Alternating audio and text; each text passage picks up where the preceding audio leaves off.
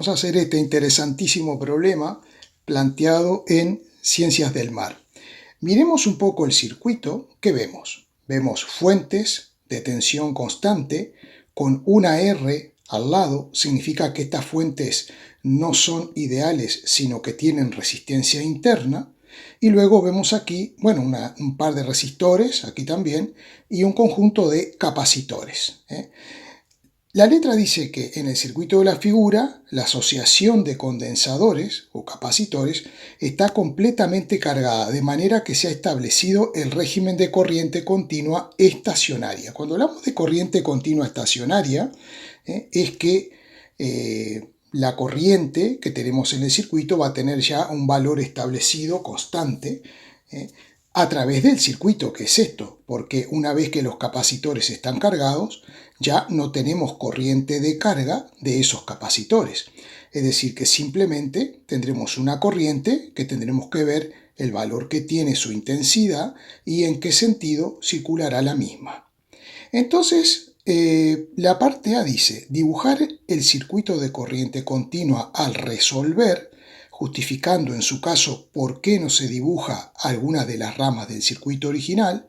Las ramas que no vamos a dibujar del circuito original es desde A a B por este camino, porque como no vamos a tener corriente eléctrica por aquí, el único circuito que vamos a tener que dibujar es este que está aquí. Y luego dice, graficar, bueno, dibujar será dibujar las pilas como pilas ideales con su resistencia interna aparte. Efectivamente, lo que vamos a hacer es esta resistencia que se nos menciona aquí, la vamos a dibujar como corresponde, como un elemento más de circuito. La resistencia interna de una batería o pila se puede poner o de este lado o de este, siempre que esté en serie con la pila, no importa en qué lugar de la rama del circuito situemos esa resistencia interna. Lo mismo para esta fuente o pila. La resistencia interna puede ir de este lado o de este lado. Y aquí exactamente lo mismo. Identificar de forma justificada, en su caso, qué pilas están actuando como motor. Bueno, esto que aparece aquí es un disparate que lo voy a demostrar en forma experimental. Vamos a la resolución. Lo primero que hemos hecho es dibujar el circuito que nos interesa, dibujando aparte, como se nos pide, las resistencias internas de las propias pilas o baterías, y también he puesto los valores que tenemos de tensión o de diferencia de potencial o FEM de cada una de las fuentes, así como las resistencias. Y ahora lo que tenemos que hacer es lo siguiente. Las fuentes tienen sus propios signos, signo de más y signo de menos. La patita más larga es el positivo, la patita más corta es el negativo. Entonces lo hacemos para todas las fuentes, que son estas tres que están aquí. Bien, entonces, lo siguiente que nos dice, identificar de forma justificada, en su caso, qué pilas están actuando como motor. Eso lo voy a responder, como dije antes, mediante un vídeo que vendrá enseguida. Vamos a hacer la parte B, que es calcular la intensidad que circula por el circuito, indicando el sentido en el que lo hace. Entonces, nosotros podemos, como es un circuito muy sencillo, y aquí tenemos una fuente de 20 volts contra esta es de 5 y a favor tenemos 5, es decir que tenemos 25 en este sentido contra 5 en sentido contrario. Obviamente la corriente va a ser en sentido antihorario, pero como nosotros podemos elegir la corriente con cualquier sentido y luego los cálculos nos dirán si el sentido es correcto, vamos a elegirla en sentido horario. Hemos elegido esta corriente en sentido horario, que nos tendrá que dar negativa, porque sabemos que el sentido, de acuerdo a las fuentes y al análisis que hicimos recién, es en sentido antihorario. ¿Eso está mal? No, no está mal, está perfecto. Elegimos el sentido de la corriente como se nos antoje y luego el resultado es el que nos dice si es positivo. el resultado es correcto y la corriente tiene el sentido indicado. Si es negativa, el resultado es también correcto, pero el sentido es contrario al elegido. Bien, una vez que hacemos esto, de acuerdo al sentido elegido, tenemos que colocar los signos en las resistencias. Mejor dicho, en los resistores. Por donde entra la corriente, a ese extremo le ponemos un signo de más y por donde sale un signo de menos. Vamos a achicar un poquito esto. Ahí. Aquí lo mismo, más y menos. Aquí, más y menos. Más, menos, más, menos. Y tenemos todo listo ¿para qué? Para aplicar la ley de las tensiones de Kirchhoff, establecer una ecuación donde la única incógnita será la intensidad y calcular esa intensidad. Para aplicar la ley de las tensiones de Kirchhoff, salimos de un punto cualquiera del circuito, por ejemplo, desde aquí abajo, de manera que vamos recorriendo cada elemento y escribiendo la diferencia de potencial. Por ejemplo, cuando pasamos por este resistor de un ohmio de más a menos, tendremos una caída de potencial, que de acuerdo a la ley de Ohm, la diferencia de potencial en un resistor o resistencia es R por I. Así que pondremos el valor de la resistencia, que es 1 ohmio, por el valor de la intensidad I.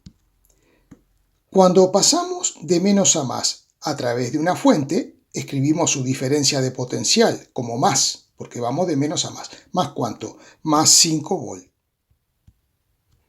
Más 5. Voy a omitir las unidades, aunque debería ponerlas, pero bueno, vamos a omitirlas.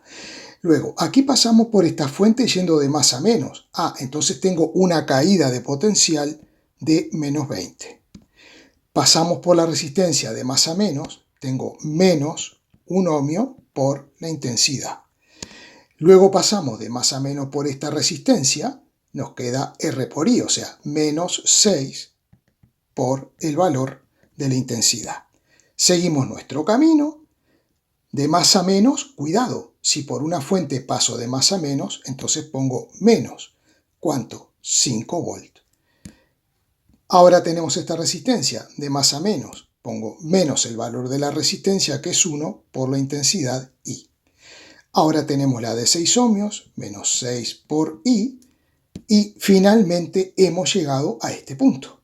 Por lo tanto, lo que dice la ley de las tensiones de Kirchhoff es que la sumatoria de todas las diferencias de potencial es igual a 0.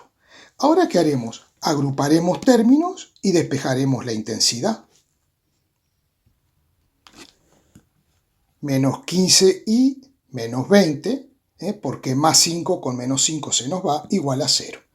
Despejamos la intensidad, transponemos el 20 y el menos 15, y esta intensidad nos va a dar negativa, menos 1,3 amperes.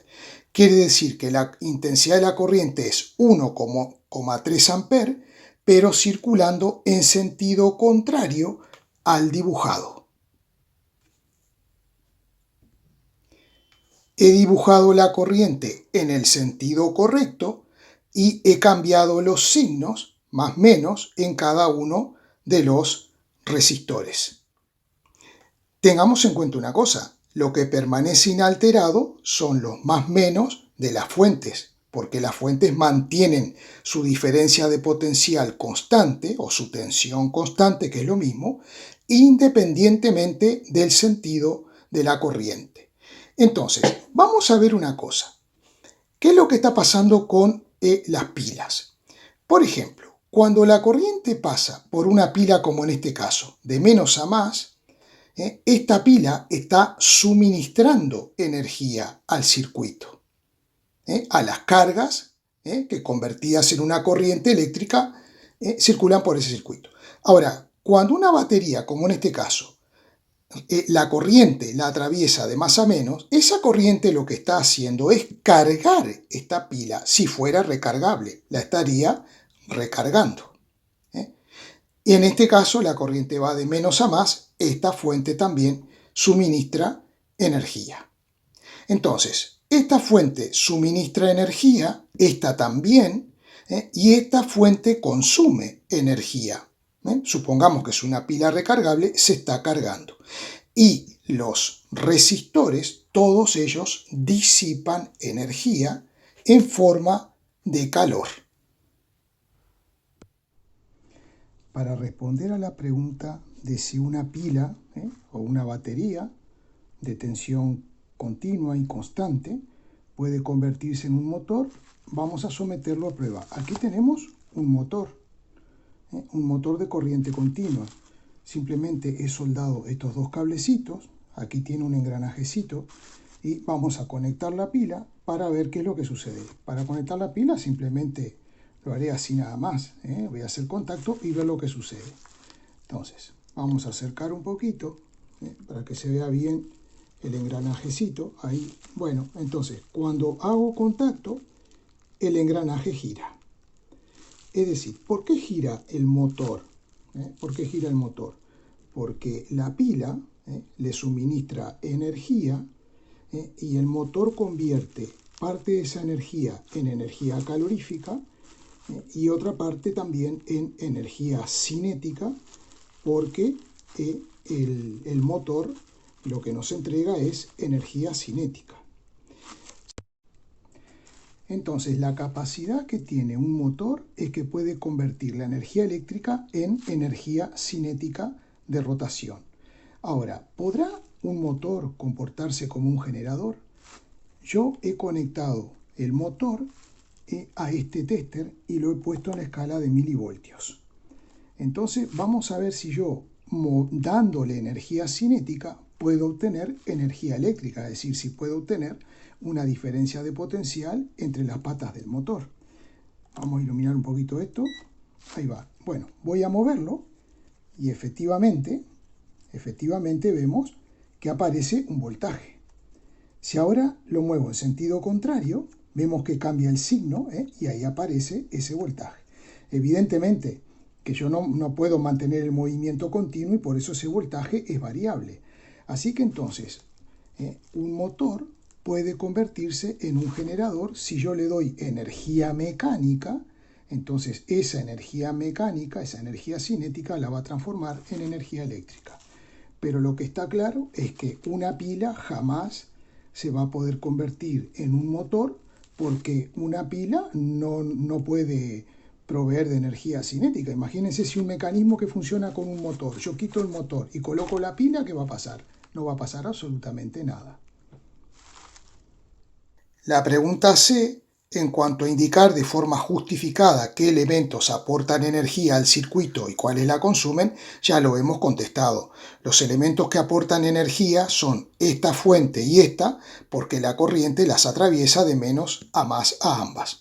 Consume energía esta pila para cargarse y luego disipan en forma de calor todos los resistores del circuito. Para calcular la potencia suministrada y la potencia consumida en el circuito, tenemos que tener en cuenta que lo que tiene que ocurrir es que la potencia suministrada, vamos a escribirlo así, potencia suministrada tendrá que ser igual a la potencia consumida, donde aquí interviene la potencia disipada en las resistencias más la potencia consumida por la fuente, en este caso que es esta sola, que está siendo atravesada de más a menos. La potencia suministrada por la FEM1, vamos a llamarle P sub 1, es muy sencilla de calcular. Es el valor de la FEM por el valor de la intensidad. Así que nos queda 20 volt por 1,3 amperes, lo cual nos da 26 vatios. Y también ya calculamos la potencia suministrada por esta fuente, que le he llamado potencia 3, y nos da 6,5 vatios. Así que la potencia total suministrada será la suma. O sea que la potencia total suministrada es de 32,5 vatios. Vamos a calcular la potencia consumida. La potencia consumida por esta fuente la calculamos como la FEM por la intensidad, que nos da 6,5 vatios. Para calcular la potencia disipada en los resistores o resistencias, aplicamos esta ecuación, intensidad al cuadrado por R.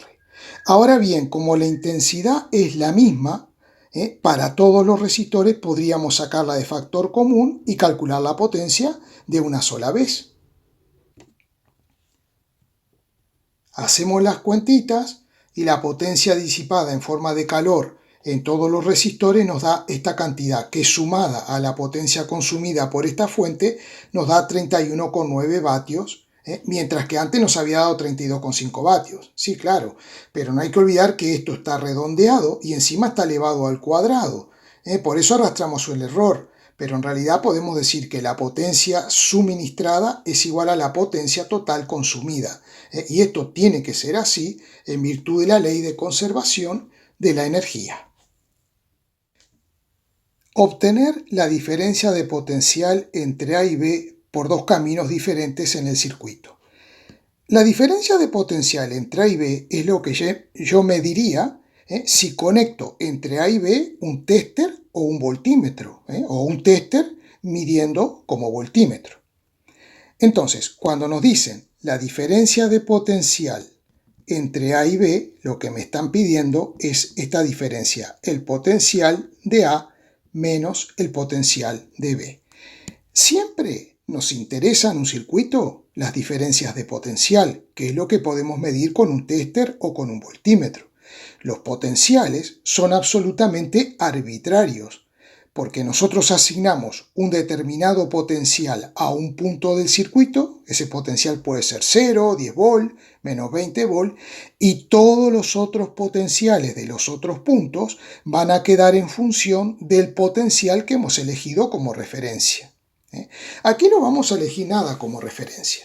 El método para hallar la diferencia de potencial entre dos puntos es el siguiente. Yo le llamo método del potencial del punto. Por ejemplo, vamos a seguir primero este camino y luego vamos a seguir, por ejemplo, este camino. O si queremos, este otro camino, no importa. Hay que ir de A a B o de B a A, no interesa, por dos caminos diferentes. Primero vamos a ir por aquí arriba. Entonces hacemos lo siguiente. Decimos, el punto A estará a un cierto potencial USV sub A, desconocido, no me interesa cuánto vale. Luego, en mi camino paso por una fuente de más a menos, así que tengo una caída de potencial de menos 20 volt. Luego paso por una resistencia, pero cuidado, paso de menos a más, así que tengo un aumento de potencial que dada la ley de Ohm será R por I, es decir, 1 ohm por la intensidad, que es 1,3 amperes. Sigo mi camino otra vez de menos a más. Tengo un aumento de potencial que será igual a 6 ohms por la intensidad, que es 1,3 amperes. Y finalmente llego al punto B, o sea que ahora igualo al potencial del punto B. Lo único que hago ahora es hacer VA menos VB, transponiendo y haciendo las operaciones de todo lo que tengo de este lado. Y obtenemos 10,9 volt. Ahora vamos a hacer otro camino, por ejemplo, salir de B y llegar a A, y establecer otra vez la diferencia de potencial entre A y B. A ver, sería más fácil ir de A a B, porque así ya nos queda VA menos VB, pero no importa, como quiero demostrar que puedo seguir, y no importa el sentido en el que yo camine, entonces salgo del punto B que tiene un potencial V sub B. Voy caminando, paso por una fuente de más a menos, no importa cómo vaya la corriente. Voy de más a menos, tengo una caída de 5 volt. Luego paso por esta resistencia, voy de menos a más, tengo un aumento de potencial de 1 por 1,3 más. Pongo más porque voy a pasar por la de 6 ohm de menos a más. Entonces pongo más 6 por 1,3. Sigo mi camino, de menos a más 1 por 1,3. Luego voy de menos a más, o sea que pongo más 5 volt y ya he llegado al punto A. Así que lo que voy a hacer ahora es hacer VA menos V sub B pasando este V sub para el otro lado, y hago las operaciones a ver cuánto me da. Y me da 10,4 volt. Podemos decir que nos da diferente. Sí, pero no. Porque recordemos que la intensidad está redondeada. Si el que ideó el problema hubiese inventado un valor de intensidad redondo, por ejemplo 2, 3, 4, yo qué sé, que hubiese diseñado el circuito para que la corriente tuviera un valor entero, entonces nos darían idénticamente los valores. Es decir, que ambos están bien. Por último, nos piden calcular la capacidad equivalente de la asociación de condensadores, la carga, la energía electrostática almacenada en dicho equivalente, así como la carga y la diferencia de potencial de cada condensador de la asociación. Bueno, este dato estaba ya de antes. Lo que sabemos es que cada capacitor tiene una capacitancia de 5 microfaradios. Ahora bien, en definitiva, la diferencia de potencial que hay entre A y B es la que hay entre los extremos de esta asociación de capacitores. Veamos, este punto eléctricamente es igual que este. A este punto le puedo llamar A. ¿Por qué? Porque al no haber corriente eléctrica en esta rama, aquí no hay ninguna resistencia, no hay nada, todos los puntos están al mismo potencial. Lo mismo sucede con este otro extremo, que le podemos llamar B. Así que conocemos la diferencia de potencial entre A y B, que ya la calculamos. Vamos a tomar el valor, por ejemplo, 10,9 volt. Primeramente vamos a calcular la capacitancia equivalente de C2, C3, que la podemos escribir así, C2, 3, y como están en serie, sabemos que es el producto sobre la suma, C2 por C3 dividido C2 más C3. Entonces, ¿esto qué sería? Sería 5 microfaradio por 5 microfaradio dividido 5 más 5, que son 10 microfaradio. Así que en definitiva, simplificando, nos queda 25 microfaradio dividido 10, lo cual nos da una capacitancia de 2,5 microfaradio. Este capacitor equivalente de estos dos quedará en paralelo con este otro. Vamos a dibujarlo. Para calcular la capacitancia equivalente de dos capacitores en paralelo, simplemente tenemos que hacer la suma. Así que la capacitancia equivalente total será C1 más C23, que nos dará 5 más 2,5 microfaradio, eso será 7,5 microfaradio. O sea que en definitiva hemos logrado reducir este conjunto de capacitores a uno solo. O sea, tener a este capacitor de capacitancia 7,5 microfaradios conectado entre A y B es totalmente equivalente a tener todos estos capacitores conectados simultáneamente. Bien, ya tenemos calculada la capacidad equivalente y ahora queremos la carga y la energía electrostática almacenada en dicho capacitor equivalente. Bueno, es muy fácil porque sabemos que la diferencia de potencial entre A y B es 10,9 volt. Utilizando el concepto de capacitancia, es igual a la carga sobre la diferencia de potencial, en este caso de A y B. Por lo tanto, la carga será 7,5 microfaradio por la diferencia de potencial, 10,9 volt. Entonces, la carga nos dará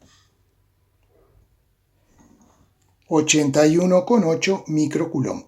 Me queda en microcoulomb porque aquí yo no pasé a faradio, sino que utilicé microfaradio. Y ahora queremos calcular la energía.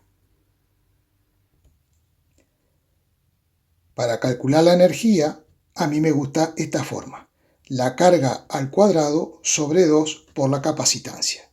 Como es la energía acumulada en el total del sistema, o sea, en el capacitor equivalente, la carga que voy a tener que utilizar es 81,8 microcoulomb, pero expresado en coulomb. Es decir, que es 81,8 por 10 a la menos 6 coulomb, que habrá que elevarlo al cuadrado, dividido entre 2 por la capacitancia equivalente, 7,5 por 10 a la menos 6 faradios. También hay que expresarla en faradios. Entonces, esa energía en joules nos dará 4,5 por 10 a la menos 4 joules.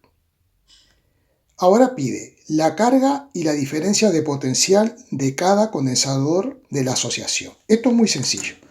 Vamos a ver. Este capacitor equivalente acumula esta carga total.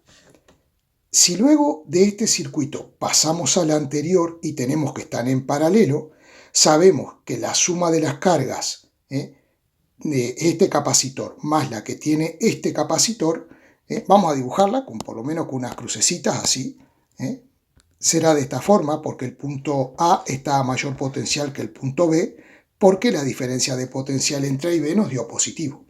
Entonces, la suma de esta carga 1 más esta carga 2, sabemos que nos va a dar esta cantidad, 81,8 microcoulomb. Ahora bien, nosotros tenemos la capacitancia C1 y tenemos la capacitancia 2,3. Por lo tanto, podemos calcular la carga, ya que la diferencia de potencial entre A y B la tenemos, que son los 10,9 volts. Entonces vamos a calcular la carga Q1, nos da 54,5 microcoulomb. Para hallar la carga acumulada en estos dos capacitores que están en serie, podría utilizar la capacitancia equivalente y para hallar la carga 2,3, podría multiplicar el valor de esta capacitancia equivalente por la diferencia de potencial, que es la misma, 10,9 volts. Pero también podemos hacer una cosa, podemos restar a esta carga total la que se acumuló en este capacitor. Entonces tenemos la que tengo acumulada en este capacitor equivalente de estos dos. Vamos a hacer esa resta que es más fácil. 81,8 menos 54,5, eso nos da 27,3 microcoulomb. Ahora bien, cuidado una cosa. Este capacitor es el equivalente de estos dos en serie. Cuando dos capacitores están en serie, sabemos que la carga es exactamente la misma. Así que la carga del capacitor 2 es 27,3 microcoulomb y la carga del capacitor 3 también es 27,3 microcoulomb. Ahora queremos saber la diferencia de potencial entre los extremos de las placas de cada capacitor. Para el capacitor 1 lo tenemos muy fácil, porque una placa está conectada a A y la otra está conectada a B. Así que la diferencia de potencial, llamémosle delta V1, son los 10,9 volts, que es la diferencia de potencial que tenemos entre A y B. Ahora bien, ¿cómo hago para hallar la diferencia de potencial en este capacitor? Conozco la capacitancia y conozco la carga de este capacitor, que es 27,3 microcoulomb. Por lo tanto, partiendo de que la capacitancia es la carga sobre la diferencia de potencial es la carga sobre la capacitancia. Por lo tanto, delta V2 será 27,3 microcoulomb dividido la capacitancia, que son 5 microcoulomb. Simplificamos micro con micro, esto nos va a dar volt, y serían 5,46 volts. Para hallar la diferencia de potencial en C3 podemos hacer exactamente lo mismo. Tenemos la carga y la capacitancia. Nos va a dar exactamente lo mismo, porque al tener la misma capacitancia y la misma carga, la diferencia va a ser exactamente la misma, 5,46 volts. Bueno, espero que se haya entendido. He tratado de explicarlo de la mejor manera posible, así que espero que premien el tiempo y la garganta que he dedicado a explicar este problema con una acción muy simple que no implica ningún compromiso. Es suscribirse al canal, darle ahí al cuadradito rojo y con eso logramos que estos problemas lleguen a más compañeros que también los necesitan para probar física. Muchas gracias.